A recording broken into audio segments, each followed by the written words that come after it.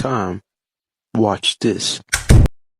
Alex O'Connor is bringing thousands of people to Jesus, and he doesn't even know it. Alex O'Connor has been on a run lately, getting amazing answers from the likes of Jordan Peterson on his views on the bodily resurrection. If I went back in time with a Panasonic video camera and put that camera in front of the tomb of Joseph of Arimathea, would the little LCD screen show a man walk out of that tomb? I would suspect yes. Sitting down with Destiny and making an argument for God. You don't believe in God, do you? No. Whoa. What an absolutely ridiculous question. And attempting to call out Wes Huff, but accidentally setting him up for a home run response that he didn't even have to do. But Wes Huff told Joe Rogan that the scroll is word for word identical with the Masoretic text. It was word for word identical to the Masoretic text. Word for word. Word for word. Which is simply not true. But would you believe me if I told you that there are Alpha Pro edits of Alex O'Connor making a rock solid argument for the resurrection? He's out here doing the work of Christian apologist and doesn't even know it. He's making all of our jobs easier. But before we get into that, guys, my name is Ruslan. This channel exists to encourage, empower, and inspire you to live a life that blesses God. Oftentimes, that means making the case on why the God of the Bible is the true and one and only God, and that's what we're going to be doing in this video. So if you're new here, if you're not new here, do me a favor, hit that subscribe button. There's a huge percentage of people, unfortunately, that watch this channel are not subscribed. And I don't want you guys to miss our upcoming in-person 3-day summit, but more on that later. Let's jump into this video. All right, so the other day, I was minding my business, doing what I do, got a couple DMs with this video. And I couldn't believe it. Instagram channel called Alpha Motivation. And it says, Cosmic Skeptic, which is Alex O'Connor, on the resurrection of Christ. Now, this is from a clip with Chris Williamson. And they added a little bit of emo boy, Montel Fish style music underneath it. And it just works. Like, I could just send this to people and it'll do all the heavy lifting for me as a Christian that is trying to share why the resurrection of Jesus is historical. So we're going to look at this, and we're going to go back and look at what Alex O'Connor actually said in context to give him his just due, and some of the other discrepancies around these arguments. Explain the fact that this man gets crucified by the Romans, and then people claim to see him after he died, and were willing to be put to death for that belief. Now, okay, maybe he didn't die. Unlikely, as they say, the Romans knew how to kill people. And supposedly, you know, they check. I said this to a skeptic creator acquaintance of mine, and he said one of his worst nightmares is to have someone clip him up and throw oceans underneath it. This is the video that comes out. That's so good. It's an atheist making a case for the resurrection. Go ahead. So likelihood is that he was actually crucified. And then a few days later, people are claiming to see him. Maybe they're lying, but then you don't tend to go to death for something you know to be a lie.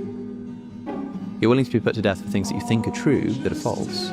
Pause it. But that might really be Montel Fish underneath it. It might be. Yeah. So So this is the tip. This is a basic apologetic for the resurrection of Jesus. Now, what's important is this is Chris Williamson asking him, hey, the other night we were at dinner and you made a case for the historical resurrection. Right? So that's what prompts this question. And again, we're going to look at this in context in a moment, but this is great so far. And I'm excited to bring you guys our very first 3-day conference called the Bless God Summit, happening March 27th, 28th, 29th in Southern California. And at this conference, we'll have your very own Preston Perry.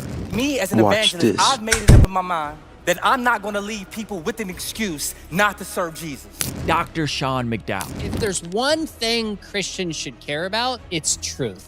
Our vision with this conference is to equip, empower, and inspire people to do the work of the ministry that God has for them in this time. And at this conference, we'll have your very own Alan Parr and his wife, Jim Parr.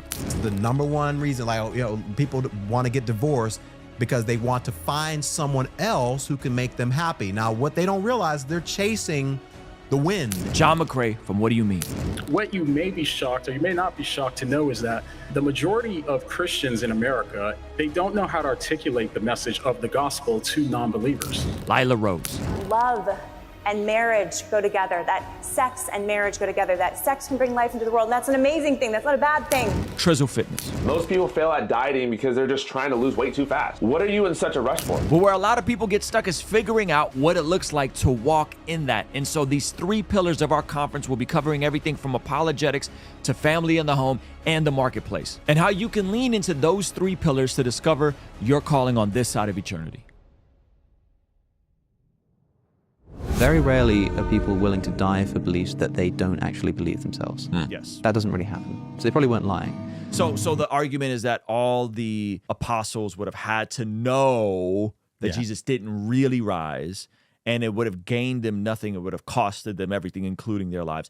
People sometimes die for a lie, but people don't die for something that they know is a lie. Yes. That doesn't make any sense. Yep. Right. I just can't get over the color grade with the emotional music. It's great. It's great. Shout out to Alpha Motivation for putting this together. One time for them. Good. Go ahead. As maybe they were mistaken. Imagine spending every single day with this person, living with this person, eating with this person. And then you've only seen them a few days ago.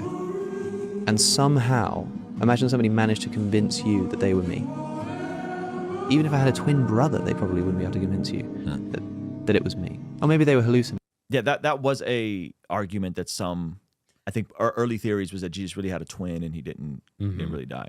Wow. Yeah. The next thing he says is maybe they were hallucinating. So that's the next argument. Yep. Okay. Now, by the way, he has a position on this. That's not the resurrection. We're going to come back to that at the end of the video. So make sure you guys watch that to the very end. Okay. In groups. In groups. One of the earliest gospel New Testament sources is the letters of Paul, the earliest. And in one of those letters, Paul refers to Jesus having appeared to 500 people at once. Come on. And in some of the Gospels, you get at least some group appearances, at least more than one person, and sometimes, groups of disciples, the 12, all seeing Jesus all at once. You don't get group hallucinations like that. And so it doesn't seem like they were mistaken either. And so if they're not mistaken, they're not making it up. What explains the fact that these people claimed to see him after he had died? That's what I commented. Alex O'Connor making the work of apologist easier. But these people that have no clue who this is are like, Christ he's absolutely real. He changed my life. Praise Jesus. Christ is risen King. His hands inside had the scars still once, and he resurrected. Christ is risen. Christ is King. So this is just a content farm account that feeds mindless content to a certain algorithm, and those people aren't plugged into the conversations. They don't know who they're listening to even, and they're getting pumped. They're at home sitting there like, yeah, I'm a worship right now. This is amazing, and they're listening to like one of the most prominent atheists on YouTube. Yeah. Now to be fair to Alex,